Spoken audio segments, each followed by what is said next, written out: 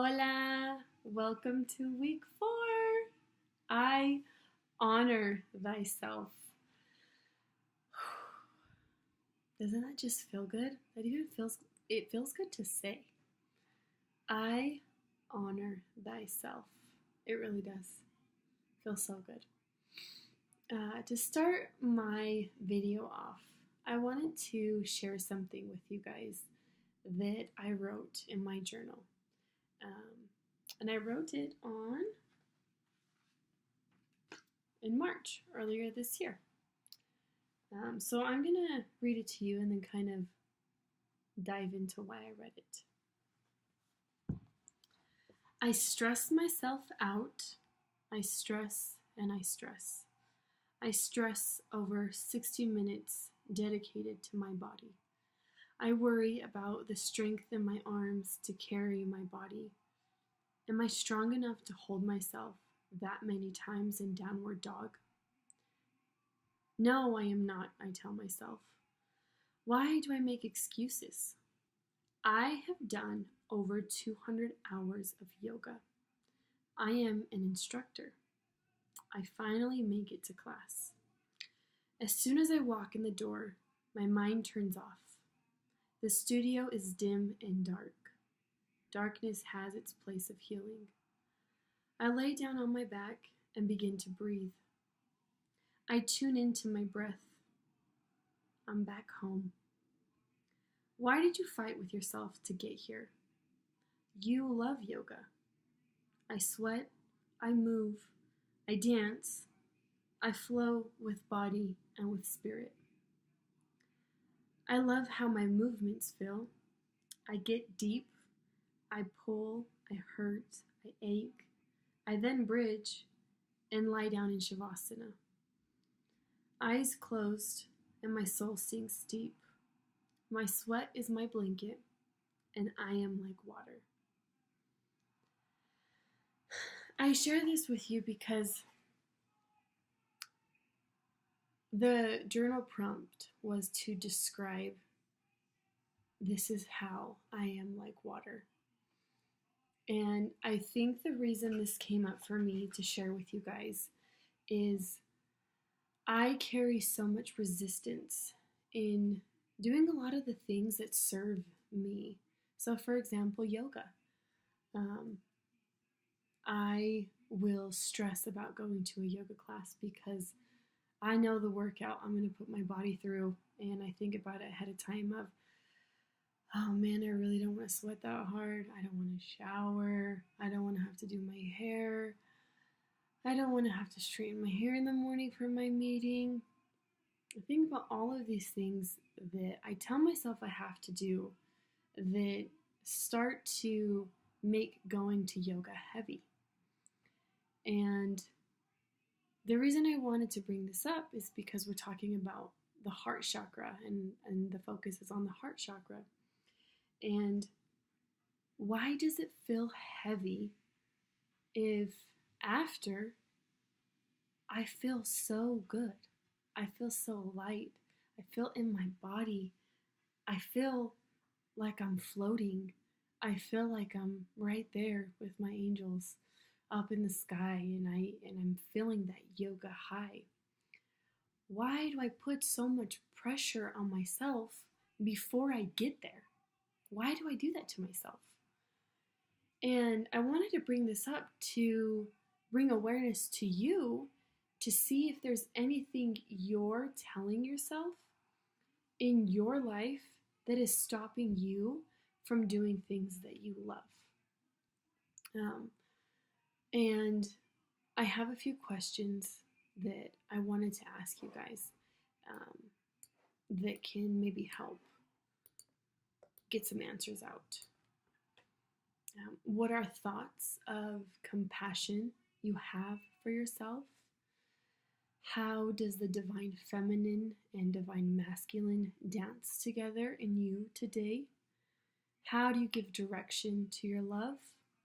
How do you let love in? And how do you let love out? I know that water is love language for me. I love to be in the water. I love to be in the ocean.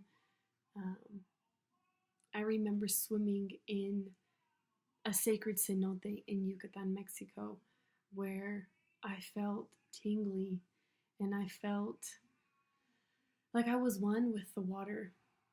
And I was really scared to jump. And now, having experienced what I experienced, if I never would have jumped, I never would have received that feeling. If I never go to my yoga class, I'll never receive that feeling.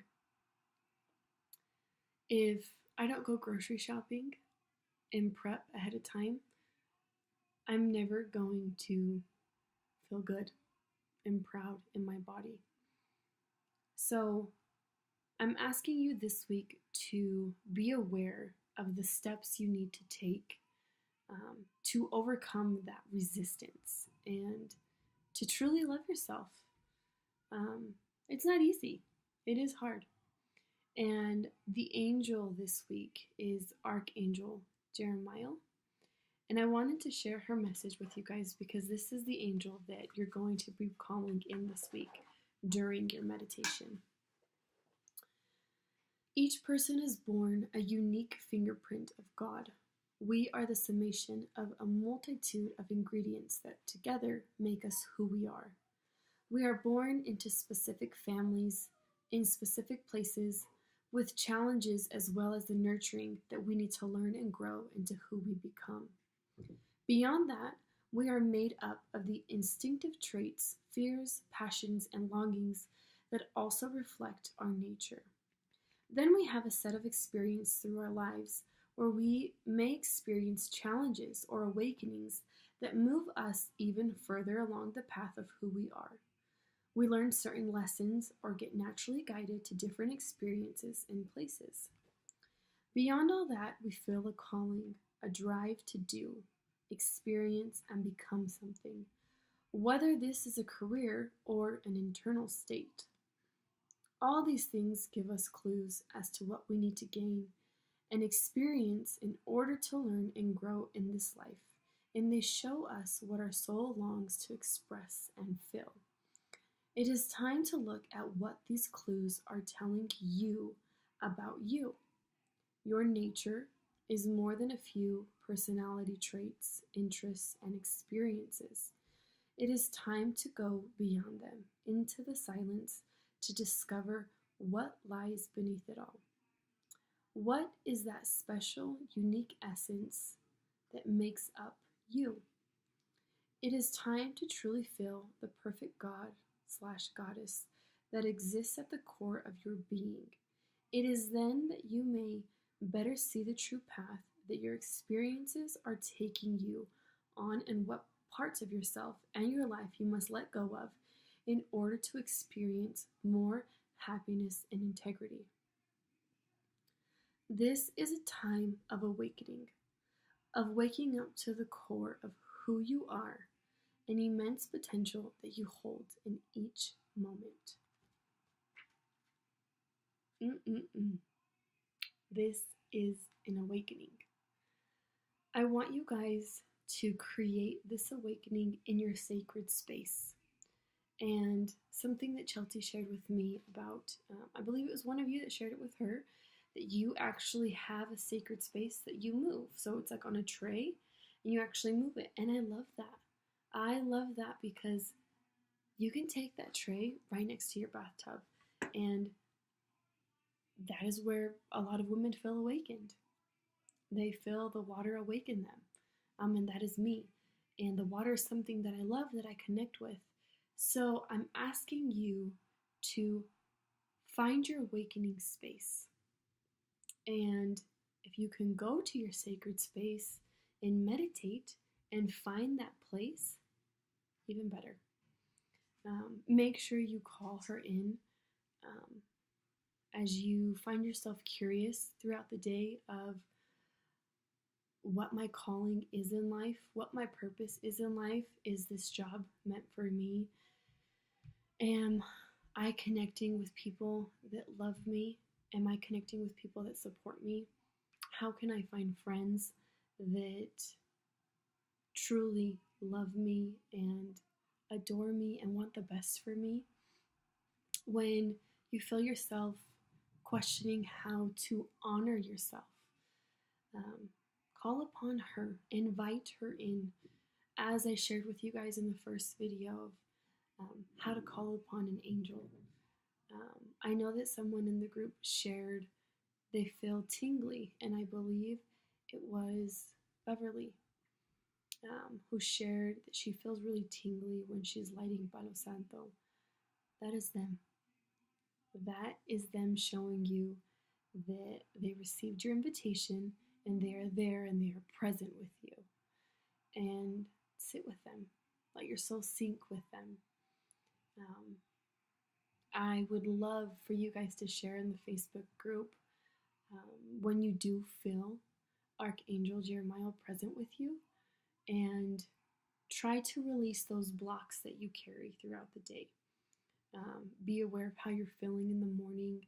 If there are any energetical blocks that you're carrying, even though I'm a medium, I do it all the time because I have to shield really hard to not have people talking to me all day.